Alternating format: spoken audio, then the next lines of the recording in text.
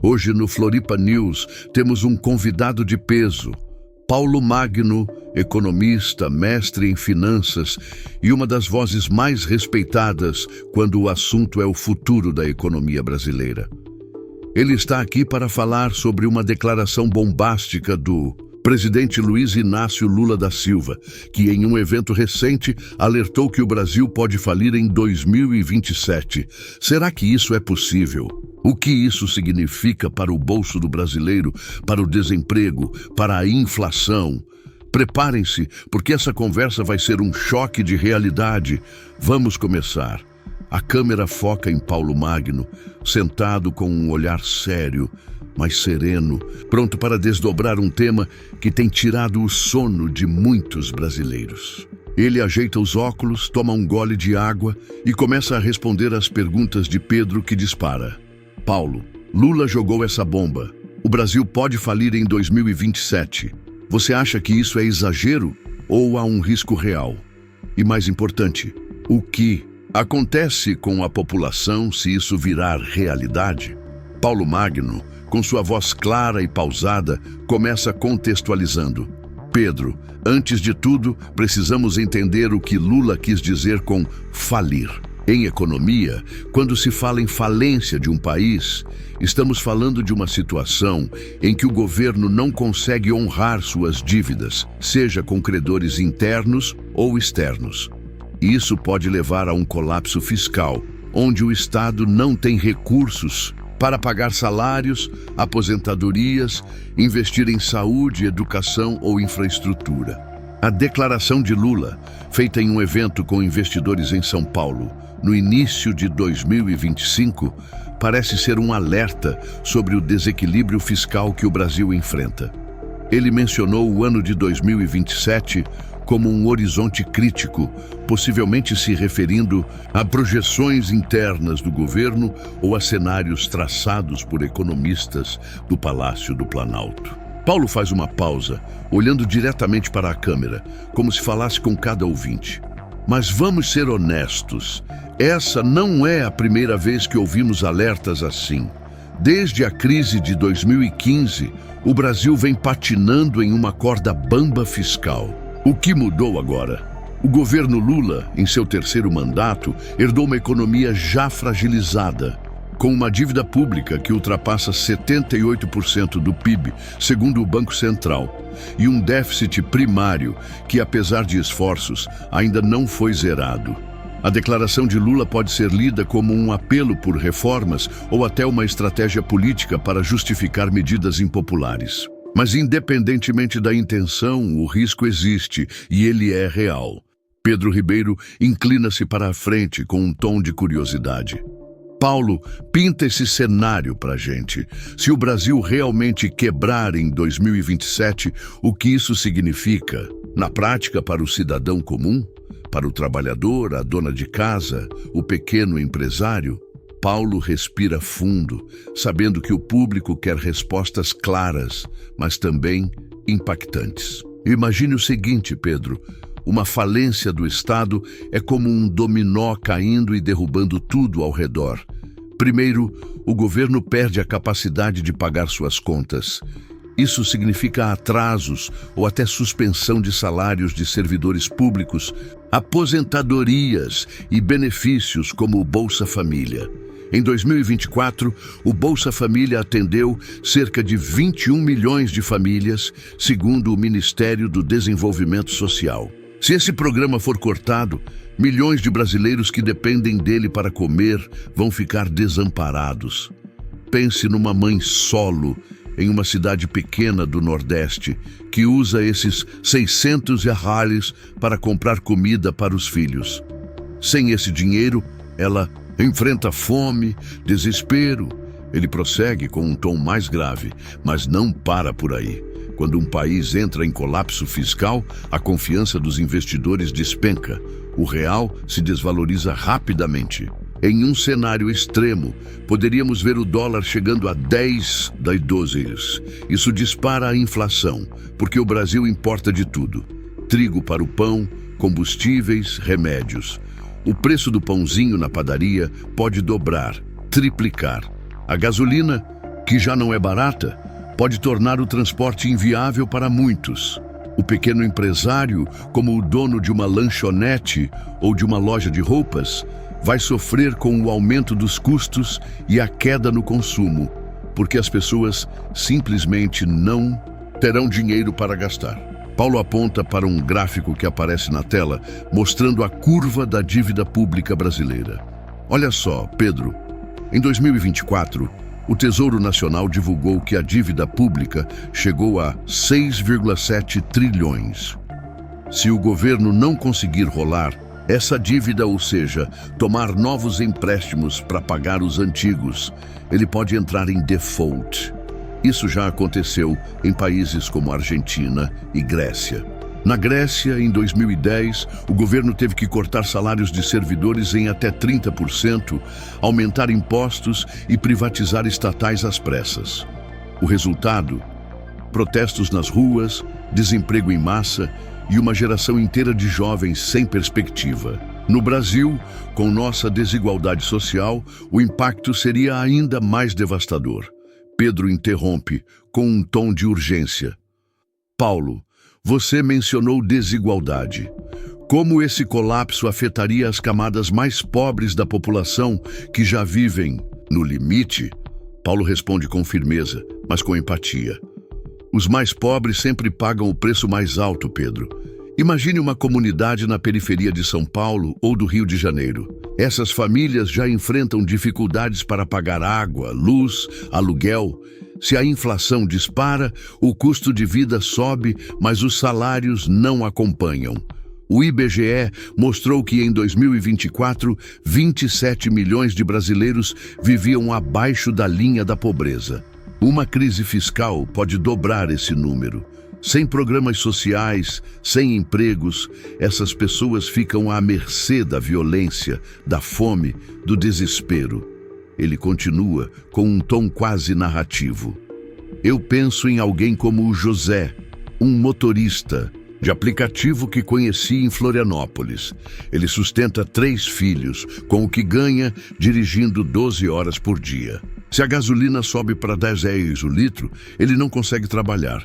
Se o preço dos alimentos dispara, ele não consegue alimentar a família.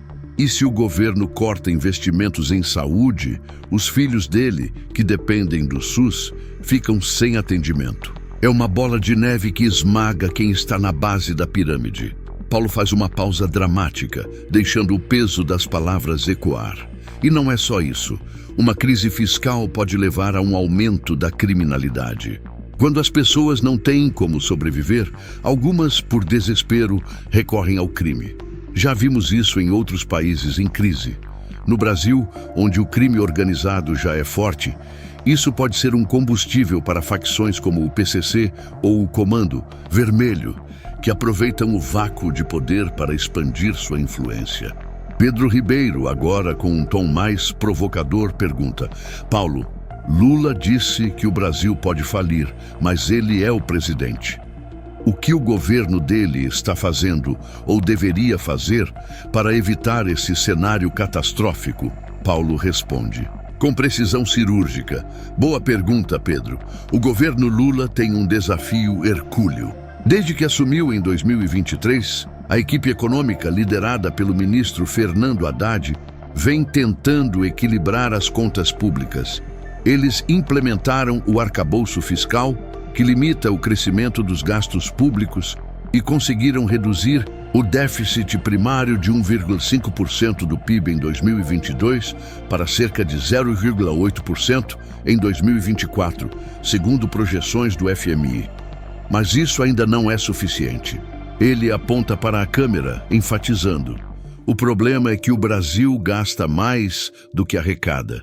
Em 2024, os juros da dívida pública consumiram cerca de 6% do PIB, ou seja, mais de 600 bilhões de reais. Isso é mais do que o governo gasta com saúde e educação juntos. Para evitar a falência, o governo precisa de 3 coisas: aumentar a arrecadação, cortar gastos e atrair investimentos. Mas cada uma dessas medidas tem um custo político. Paulo explica com clareza didática: Aumentar a arrecadação significa mais impostos, e isso é impopular. O governo já tentou taxar grandes fortunas e dividendos, mas enfrenta resistência no Congresso. Cortar gastos é ainda mais delicado. Se Lula cortar programas sociais, ele aliena sua base. Se cortar investimentos, paralisa a economia. E para atrair investimentos, o Brasil precisa de estabilidade política, algo que, com a polarização atual, é quase um sonho. Ele suspira, mas mantém o tom firme. Lula sabe disso. Sua declaração sobre 2027 pode ser um alerta para pressionar o Congresso a aprovar reformas, como a tributária, que está parada desde 2024, ou uma reforma administrativa para reduzir o peso da máquina pública. Mas o tempo está correndo. Se o governo não agir rápido, o risco de colapso aumenta. Pedro, querendo enriquecer o debate, pergunta: Paulo, você mencionou a Grécia. Existem outros exemplos de países que enfrentaram crises assim? O que o Brasil pode aprender com eles? Paulo responde com entusiasmo, como quem adora ensinar. Ótima pergunta, Pedro. Vamos olhar para a Argentina, nossa vizinha. Em 2001, a Argentina declarou default, ou seja, não conseguiu pagar sua dívida. O resultado foi caótico. O peso perdeu 70% do valor, a inflação explodiu e o desemprego chegou a 20%. Bancos limitaram saques e a população saiu às ruas em protestos violentos. Muitas famílias perderam suas economias da noite para o dia. O Brasil não está nesse estágio, mas o caminho é semelhante se não controlarmos a dívida. Ele continua, trazendo outro exemplo. Na Venezuela, a crise fiscal, combinada com má gestão e corrupção, destruiu a economia. Em 2018, a inflação chegou a 1.700.000%. O que isso significa? Um pão que custava 1 bolívar em janeiro custava 17.000 bolívares em dezembro. Milhões de venezuelanos fugiram do país e os que ficaram enfrentam fome e miséria. O Brasil tem instituições mais sólidas como o Banco Central e o STF, mas não somos imunes a uma crise desse porte. Paulo aponta um dedo, enfatizando: o que aprendemos com esses casos é que a prevenção é tudo. Reformas fiscais, transparência e responsabilidade com o dinheiro público são essenciais. O Brasil precisa de um pacto político, onde esquerda, direita e centro se unam para salvar a economia. Mas, com o Congresso dividido e as eleições de 2026 se aproximando, isso parece cada vez mais difícil. Pedro, agora com um tom mais próximo, do público pergunta: Paulo, e o cidadão comum? O que ele pode fazer para se proteger dessa possível crise? Paulo responde com praticidade: Pedro, o brasileiro precisa se preparar, porque, em uma crise, quem está mais protegido sofre menos. Primeiro, diversifique suas fontes de renda. Se você depende só de um emprego, busque uma renda extra como freelas ou pequenos negócios. Segundo, poupe. Mesmo que seja pouco, ter uma reserva de emergência pode salvar sua família em tempos difíceis. Em 2024, apenas 10% dos brasileiros tinham uma poupança equivalente a 6 meses de despesas, segundo o SPC Brasil. Isso é alarmante. Ele prossegue com um tom motivador. Terceiro, invista em conhecimento. Aprenda sobre finanças, entenda como a inflação afeta seu bolso, busque cursos gratuitos online e, finalmente, cobre dos políticos. Acompanhe as votações no Congresso. Pressione por transparência nas contas públicas. O brasileiro precisa deixar de ser apenas um espectador e se tornar um agente de mudança. Pedro, sentindo que o público está engajado, pergunta: Paulo, agora queremos saber, qual é a sua opinião pessoal? O Brasil vai mesmo falir em 2027? E o que você acha da gestão do Lula nesse contexto? Paulo sorri levemente, sabendo que a pergunta é um campo minado. Pedro, eu não tenho uma bola de cristal, mas posso dizer que o risco de falência Existe sim. Não é uma certeza, mas um cenário plausível se nada mudar. O Brasil tem uma economia resiliente, com setores fortes como o agronegócio, que responde por 25% do PIB, e um mercado interno enorme. Mas a dívida pública é uma bomba relógio. Se o governo não conseguir aprovar reformas estruturais, como a tributária e a administrativa, e se a polarização continuar atrapalhando, 2027 pode ser um ano muito difícil. Sobre Lula, Paulo é direto. O governo Lula tem méritos, como a tentativa de estabilizar as contas com o arcabouço fiscal e o foco em programas sociais. Mas também tem falhas. A insistência em expandir gastos sem uma contrapartida de arrecadação é arriscada. Lula é um líder carismático, mas precisa ser pragmático. Ele não pode governar só para sua base, precisa dialogar com o mercado e com o Congresso. Se não fizer isso, o Brasil pode pagar um preço alto. Pedro Ribeiro, encerrando a entrevista, diz: Paulo, que aula! Você pintou um cenário preocupante, mas também trouxe esperança e soluções. Para fechar, deixe uma mensagem final para nossos ouvintes. Paulo olha para a câmera com um tom inspirador. Brasileiros, o futuro do país está nas nossas mãos. A economia não é só números, é a vida de cada um de vocês. Se o Brasil falir, quem sofre é o trabalhador, a dona de casa, o estudante. Mas podemos evitar isso.